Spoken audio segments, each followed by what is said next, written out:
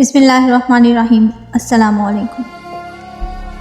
آج 15 شعبان المعظم ہمارے امام حجت علیہ السلام کی آمد کا دن ہے، جن کی ولادت بسعادت کا واقعہ شیخ طوسی اپنی کتاب الغیبہ میں اس طرح سے بیان کرتے ہیں کہ بی بی حکیمہ خاتون بنت محمد بن علی رضا علیہ السلام سے روایت ہے کہ انہوں نے ارشاد فرمایا کہ حضرت ابو محمد علیہ السلام 15 شعبان 255 ہجری کو اپنی پھوپھی جان کو اپنے پاس بلوایا اور فرمایا، پھوپھی جان آج آپ ہمارے ساتھ افطار کریں۔ اللہ تعالیٰ آج رات اپنے ولی اور اپنی حجت اور میرے بعد میرے خلیفہ کو بھیجے گا۔ حضرت حکیمہ خاتون کہتی ہیں کہ یہ سن کر مجھے بے حد خوشی ملی۔ میں نے اپنے کپڑے اٹھائے اور فوراً ابو محمد علیہ السلام کے پاس پہنچ گئی۔ آپ اپنے گھر کے صحن میں تشریف فرما تھے اور آپ کی کنیزیں آپ کے ارد گرد بیٹھی تھیں۔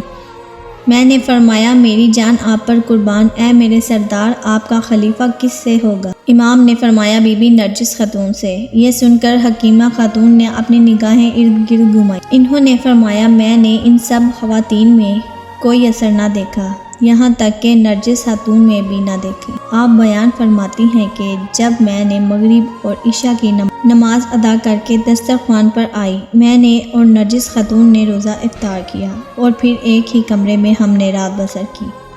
میری آنکھ لگ گئی، لیکن ابو محمد علیہ السلام نے ولی اللہ کے آنے کا جو وقت بتایا تھا، میں اس سے بہت زیادہ پریشان ہوئی۔ میں تہجد کی نماز کے بہت پہلے اٹھ کر تہجد کی نماز ادا کرنے لگی۔ اسی وقت جناب نرجس خاتون گھبرا کر اٹھی اور نماز تہجد ادا کی اور پھر نماز وتر ادا کی۔ بی بی حکیمہ خاتون فرماتی ہیں کہ فجر کا وقت قریب تھا۔ میں اٹھی اور دیکھا کہ فجر اول طلوع ہو گئی ہے، کہ انہوں نے ابو محمد علیہ السلام نے جو وعدہ بیان فرمایا تھا اس بارے میں میرے دل میں ابھی شک پیدا ہوا ہی تھا کہ ابو محمد علیہ السلام نے اپنے حجرے میں سے آواز فرمایا، شک نہ کریں پھوپھی جان، آپ جلد ہی وہ گھڑی دیکھیں گے انشاءاللہ۔ جناب حکیمہ فرماتی ہیں، ابو محمد علیہ السلام کی یہ بات سن کر میں انتہائی شرمندہ ہوئی اور کمرے میں واپس آ گئی۔ اتنی دیر میں بی بی نرجس خاتون گھبرائی اور جائے نماز پر اٹھ کھڑی ہوئی۔ میں نے دریافت فرمایا، بی بی آپ ٹھیک ہیں؟ انہوں نے فرمایا، پھوپھی جان میرا دل گھبرا رہا ہے اور مجھے پریشانی ہو رہی ہے۔ بی بی حکیمہ خاتون نے ان کو حجرے میں لایا اور پردے کے پیچھے بٹھا دیا۔ بی بی فرماتے ہیں کہ میں پردے کی دوسری طرف ابھی آئی ہی تھی کہ پردے کے اندر بہت سی خواتین کو دیکھتی ہوں اور اللہ کے ولی زمین پر حالت سجدہ میں ہیں اور جناب نرجس خاتون ان خواتین کے درمیان میں ہیں۔ میں نے جناب اسد کو کندھوں سے پکڑا اور اپنی گود میں اٹھایا۔ کیا دیکھتی ہوں کہ آپ پاک و پاکیزہ اور صاف ستھرے ہیں۔ اسی وقت ابو محمد علیہ السلام نے آواز دی، پھوپھی جان جلدی کیجیے، میرے بیٹے کو میری گود میں لائیں۔ بی بی حکیمہ خاتون نے امام کی آواز سنی اور کمرے سے باہر آ کر امام کی گود میں ولی العصر کو دیا تو امام حسن عسکری علیہ السلام نے امام ہادی علیہ السلام کی آنکھوں پر بوسہ دیا اور انہوں نے آنکھیں کھول دی۔ ابو محمد علیہ السلام نے اپنے بیٹے کو گٹی دی اور ان کے کان میں اذان و اقامت دی۔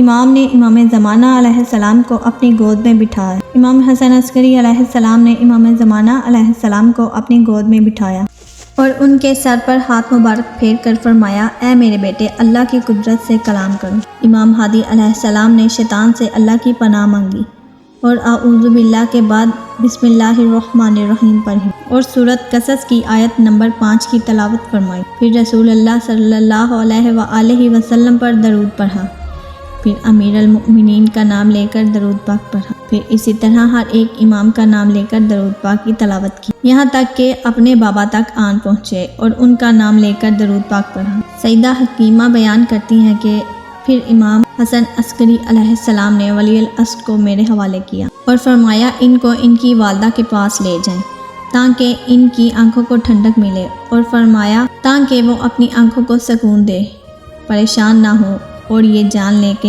یقیناً خدا کا وعدہ حق ہے، لیکن اکثر لوگ نہیں جانتے۔ میں نے امام ہادی علیہ السلام کو ان کی والدہ کی گود میں دیا، پھر میں نے فجر کی نماز ادا کی اور ابو محمد علیہ السلام کو الوداع کہہ کر اپنے گھر واپس آ گئے۔ بی بی حکیمہ خاتون فرماتی ہیں کہ 3 دن کے بعد جب پھر سے مجھے امام ہادی علیہ السلام کی زیارت کا شوق پیدا ہوا، میں حسن عسکری علیہ السلام کے گھر تشریف لے گئی اور میں اسی کمرے میں گئی اور دیکھا جہاں جناب نرجس خاتون تھی، مجھے وہاں کوئی نظر نہ آیا، نہ ہی کوئی دکھائی دیا۔ پھر امام حسن عسکری علیہ السلام کی خدمت میں حاضر ہوئی۔ پھر میں امام کی خدمت میں حاضر ہوئی اور گفتگو کا آغاز کرنا مناسب نہ سمجھا، شرم محسوس کی۔ امام حسن عسکری علیہ السلام نے فرمایا، اے پھوپھی جان، وہ اللہ کی امان میں ہے، اللہ کی پناہ میں ہے، جب اللہ کا اذن ہوگا تو وہ ظاہر ہوں گے۔ اللہ پاک نے ان کی حفاظت کی خاطر ان کو غیبت میں رکھا ہوا ہے۔ جب میری شہادت ہو جائے تو میرے شیعوں کو دیکھو کہ آپس میں اختلافات رکھتے ہیں، ان کو یہ خبر دینا کہ امام ظاہر ہوں گے اور میری نماز جنازہ ادا کریں گے اور پھر غیبت میں چلے جائیں گے۔ بے شک اللہ تعالیٰ نے اپنے ولی کو دنیا سے چھپا کر پردوں میں رکھا ہے، ان کو کوئی بھی نہیں دیکھے گا یہاں تک کہ جبرائیل علیہ السلام ان کو ان کی سواری پیش کریں گے۔ اللہم صلی علی محمد وعلی محمد وعجل فرجہ محمد۔